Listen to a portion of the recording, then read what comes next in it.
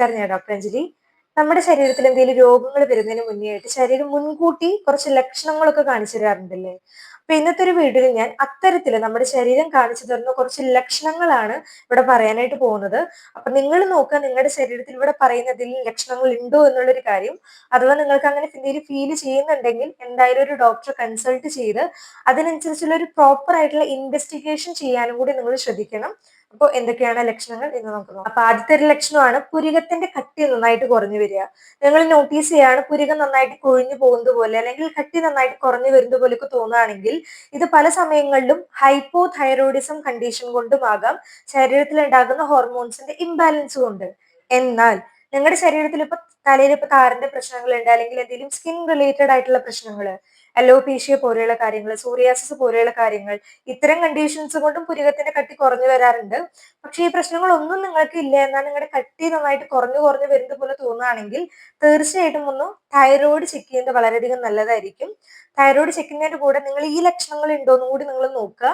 അതായത് എപ്പോഴും നന്നായിട്ടൊരു ഡിപ്രഷൻ പോലെ തോന്നുകയാണ്, നല്ലൊരു ടയേർഡ് ആയിട്ട് ഇരിക്കുന്നത് പോലെ, രാവിലെ തൊട്ട് വൈകുന്നേരം വരെ നല്ലൊരു ക്ഷീണം പോലെ നിങ്ങൾക്ക് തോന്നുകയാണ്, വെയിറ്റ് നന്നായിട്ട് കൂടി വരുന്നുണ്ട്, ഇത്തരത്തിലുള്ള കാര്യങ്ങൾ കാണുന്നുണ്ടെങ്കിലും തീർച്ചയായിട്ടും ഒരു ഡോക്ടറെ കൺസൾട്ട് ചെയ്യണം. പിന്നെ തൈറോയിഡ് ചെക്ക് ചെയ്യുന്ന സമയത്ത് T3, T4, TSH ഇതിന്റെ കൂടെ നിങ്ങളൊരു ആന്റി TPO, അതിന്റെ ആന്റിബോഡിയും കൂടി നിങ്ങൾ ടെസ്റ്റ് ചെയ്യാനും കൂടി നോക്കുക കേട്ടോ. കാരണം ഈ T3, T4, TSH പല സമയങ്ങളിൽ നോർമൽ ആയിട്ടും വരാറുണ്ട്. അപ്പൊ നമ്മൾ വിചാരിക്കും പ്രശ്നങ്ങളൊന്നും ഇല്ലാന്ന്. പക്ഷെ അതിന്റെ ആന്റിബോഡി ചെക്ക് ചെയ്യുന്ന സമയത്തായിരിക്കും പ്രോപ്പർ ആയിട്ടുള്ള വാല്യൂം അതുപോലെ തന്നെ പ്രോപ്പർ ആയിട്ട് നമുക്ക് തൈറോയിഡ് ഉണ്ടോ എന്നും കൂടി മനസ്സിലാക്കാനായിട്ട് സാധിക്കുക. കാരണം ചില സമയങ്ങളിൽ ആന്റി TPO നന്നായിട്ട് ഹൈ ആയിട്ട് വരാറുമുണ്ട്. അപ്പൊ ഈ ഒരു കാര്യം കൂടി നിങ്ങൾ ശ്രദ്ധിക്കുക. ഒരു വട്ടം നിങ്ങൾ ടെസ്റ്റ് ചെയ്യുന്നത് വളരെ സേഫ് ആയിട്ടുള്ള ഒരു കാര്യമായിരിക്കും. ഇനി രണ്ടാമത്തെ ഒരു ലക്ഷണമാണ് നിങ്ങളുടെ കാലുകളിൽ തള്ളവിരലിന്റെ ഭാഗത്ത് നീരും അതുപോലെ തന്നെ വേദനയും കാണാം. ഈ നീരും വേദന എന്ന് പറയുമ്പോൾ കാലുകൾ എവിടെയെങ്കിലും തട്ടി മുട്ടി അങ്ങനെയൊക്കെ തോന്നുകയാണെങ്കിൽ 2 ദിവസം 3 ദിവസം കൊണ്ടൊക്കെ ആ വേദനയൊക്കെ കുറയും.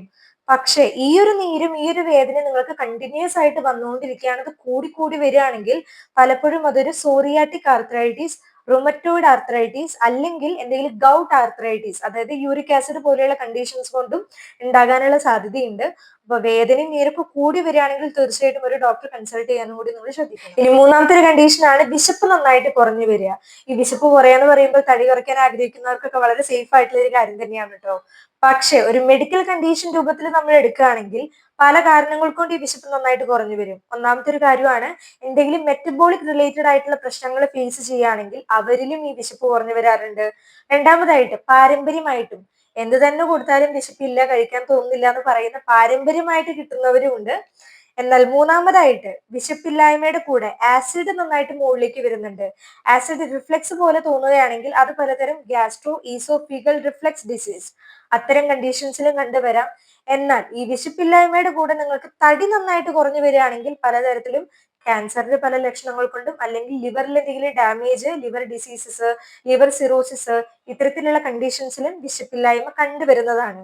അപ്പൊ നിങ്ങൾക്ക് ഇത്തരത്തിൽ തോന്നുകയാണ് 1-2 ദിവസമൊക്കെ ഓക്കെ, പക്ഷെ അത് കൂടി കൂടി വരികയാണെങ്കിൽ ആ ഒരു സമയത്ത് നിങ്ങളൊരു ഡോക്ടറെ കൺസൾട്ട് ചെയ്യാനും കൂടി നിങ്ങൾ നോക്കും. ഇനി നാലാമതാണ് സ്കിന്നിൽ ചൊറിച്ചിൽ അനുഭവപ്പെടുക. എഗെയിൻ ചൊറിച്ചിലും പലതരത്തിലുള്ള കാര്യങ്ങൾ കൊണ്ടും ചൊറിച്ചിൽ അനുഭവപ്പെടാം. ഒന്നാമത്തെ ഒരു കാര്യം നോക്കുകയാണെങ്കിൽ ഇപ്പൊ നിങ്ങളുടെ സ്കിൻ നന്നായിട്ട് ഡ്രൈ ആണെന്ന് വിചാരിക്കുക. അപ്പൊ ഡ്രൈ ആവുന്ന സമയത്ത് ഓട്ടോമാറ്റിക്കലി നമുക്ക് ചൊറിച്ചിൽ വരും. നിങ്ങളിപ്പോ എന്തെങ്കിലും മോയ്സ്ചറൈസർ പോലെയുള്ള കാര്യങ്ങളൊക്കെ പറ്റി കഴിഞ്ഞാൽ കുറച്ച് നേരം കൊണ്ട് തന്നെ ചൊറിച്ചിൽ മാറും. ഇനി ഇപ്പൊ നിങ്ങൾ എന്തെങ്കിലും കൊതു പോലെയുള്ള കാര്യങ്ങൾ കടിച്ചാലും അപ്പോഴും നിങ്ങൾക്ക് ചൊറിച്ചിൽ വരും, പക്ഷെ കുറച്ച് സമയം കൊണ്ട് അത് മാറും ചെയ്യും. പലതരം സ്കിൻ റിലേറ്റഡ് ആയിട്ടുള്ള കണ്ടീഷൻ എഗെയിൻ നോക്കുകയാണെങ്കിൽ സോറിയാസിസ്, എക്സിമ, ഡെർമറ്റൈറ്റിസ്, ലിക്കൻ പ്ലാനസ്, ഇത്തരത്തിലുള്ള കണ്ടീഷൻസിലും സ്കിന്നിൽ ചൊറിച്ചിൽ കണ്ടുവരുന്നതാണ്. പക്ഷെ ഇതെന്ന് പറയുമ്പോൾ എന്താ, സോറിയാസിസ് കണ്ടീഷനിലൊക്കെ നിങ്ങൾക്ക് ഇതേപോലെ കാണാൻ പറ്റും, പൗഡർ രൂപത്തിലൊക്കെ കാണാം, അല്ലെങ്കിൽ ഇതേപോലെ ബോയിൽസ് ഉള്ള രൂപത്തിലൊക്കെ വരികയാണെങ്കിൽ ഇതൊക്കെ പലതരം സ്കിൻ റിലേറ്റഡ് ആയിട്ടുള്ള കണ്ടീഷൻസ് ആണ്. പക്ഷെ ഇതൊന്നും അല്ലാതെ നിങ്ങളുടെ ശരീരത്തിൽ ഫുൾ ആയിട്ട് നിങ്ങൾക്ക് ഒരു ചൊറിച്ചില്, എപ്പോഴും ഒരു ചൊറിച്ചില് പോലെ തോന്നുകയാണ്, കൂടുതലും രാത്രി സമയങ്ങളിലൊക്കെ നന്നായിട്ട് ചൊറിച്ചില് വരികയാണെങ്കിൽ പലപ്പോഴും ഇതൊരു ഡയബറ്റിക് അല്ലെങ്കിൽ കിഡ്നിയിലെ ഡാമേജ്, ലിവറിലെ ഡാമേജിലുള്ള കണ്ടീഷൻസിലും ഈ ഒരു ചൊറിച്ചിൽ കണ്ടുവരുന്നതാണ്. അപ്പൊ നിങ്ങൾ ശ്രദ്ധിക്കുക, നിങ്ങൾക്ക് എന്തുകൊണ്ടാണ് ഇത്തരത്തിലുള്ള ചൊറിച്ചിൽ ഉണ്ടാകുന്നത് എന്നുള്ളൊരു കാര്യം. സ്കിന്നിലാണെങ്കിൽ നിങ്ങൾക്കൊരു സ്കിൻ റിലേറ്റഡ് ആയിട്ടുള്ള ഒരു കണ്ടീഷൻസിനും അല്ലെങ്കിൽ മറ്റ് കണ്ടീഷൻസ് ഒക്കെ ആണെങ്കിൽ നിങ്ങളൊരു ടെസ്റ്റുകളൊക്കെ ചെയ്യുക, HbA1c പോലെയുള്ള കാര്യങ്ങളും ലിവർ ഫംഗ്ഷൻ ടെസ്റ്റും കിഡ്നി ഫംഗ്ഷൻ ടെസ്റ്റും ഒക്കെ ഒന്ന് ചെയ്ത് വെക്കാനും കൂടി നിങ്ങൾ ശ്രദ്ധിക്കുക. ഇനി അടുത്തതായിട്ട് നിങ്ങൾ എവിടെയെങ്കിലും ഒരു സ്ഥലത്ത് ഒറ്റയ്ക്ക് ഇരിക്കുകയാണെന്ന് വിചാരിക്കുക, ഏതെങ്കിലും ഒരു റൂമിൽ നിങ്ങൾ ഒറ്റയ്ക്ക് ഇരിക്കുകയാണ്, പക്ഷെ ഒരു 5 മിനിറ്റിനേക്കാൾ കൂടുതൽ നിങ്ങൾ നിങ്ങൾക്ക് ആ റൂമിൽ ഇരിക്കാനായിട്ട് പറ്റുന്നില്ല. നിങ്ങൾക്ക് പെട്ടെന്ന് തന്നെ ഒരു ആൻസൈറ്റി, ഒരു പേടി പോലെ തോന്നുകയാണ്. പാൽപിറ്റേഷൻ നന്നായിട്ട് കൂടുകയാണ്, അതായത് ഹൃദയമിടിപ്പ് നന്നായിട്ട് കൂടി വരികയാണ്. നിങ്ങൾ നന്നായിട്ട് വേർക്കാനൊക്കെ ആയിട്ട് തുടങ്ങും. ഒരു പേടി പോലെ നിങ്ങൾക്ക് തോന്നിയിട്ട് ഒരു അസ്വസ്ഥത തോന്നുകയാണ്. പെട്ടെന്ന് തന്നെ നിങ്ങൾക്ക് പുറത്തേക്ക് പോകാനൊക്കെ ആയിട്ട് തോന്നും. പുറത്തേക്ക് പോകാൻ നിങ്ങൾ ഉഷാറായി. ഈ ഒരു സിറ്റുവേഷൻ നിങ്ങൾക്ക് വീണ്ടും വീണ്ടും തോന്നുകയാണെങ്കിൽ അത് പല സമയത്തും കാർഡിയാക് റിലേറ്റഡ് ആയിട്ടുള്ള സൈൻ ആയിട്ട് നമുക്ക് കണക്കാക്കാം. അതായത് ഹാർട്ട് റിലേറ്റഡ് ആയിട്ടുള്ള എന്തെങ്കിലും പ്രശ്നങ്ങൾ കൊണ്ടോ, അല്ലെങ്കിൽ എന്തെങ്കിലും തൈറോയിഡ് പോലെയുള്ള കണ്ടീഷൻസ് ഉണ്ടാകുമ്പോഴും പലതരത്തിലുള്ള മെഡിസിൻസ്, എന്തെങ്കിലും പലതരത്തിലുള്ള മെഡിസിൻസ് കഴിച്ചുകൊണ്ടിരിക്കുന്നവരാണ്.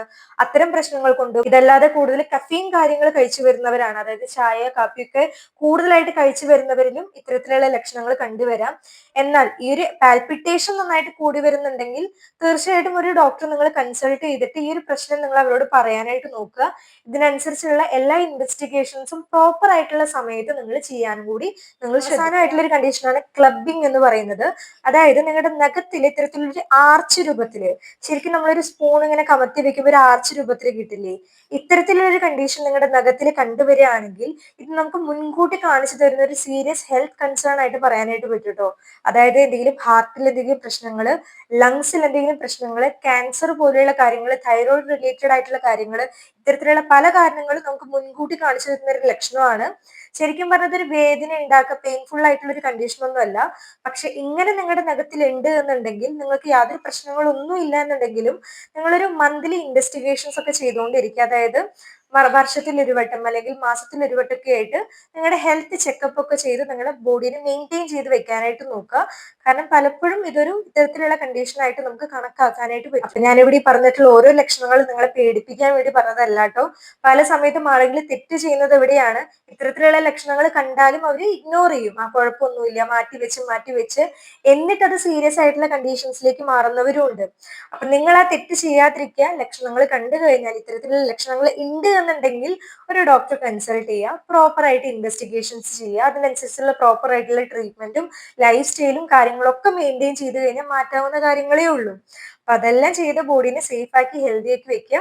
സോ എല്ലാവരിലേക്കും ഒരു വീഡിയോ ഷെയർ ചെയ്ത് കൊടുക്കണം. വീഡിയോ ഇൻഫോർമേറ്റീവ് ആയി തോന്നുകയാണെങ്കിൽ തീർച്ചയായിട്ടും ലൈക്ക് ചെയ്യുക. ചാനലിൽ പുതിയ ആരെങ്കിലും ഉണ്ടെങ്കിൽ സബ്സ്ക്രൈബ് സപ്പോർട്ട് ചെയ്യാൻ കൂടി മറക്കരുത്.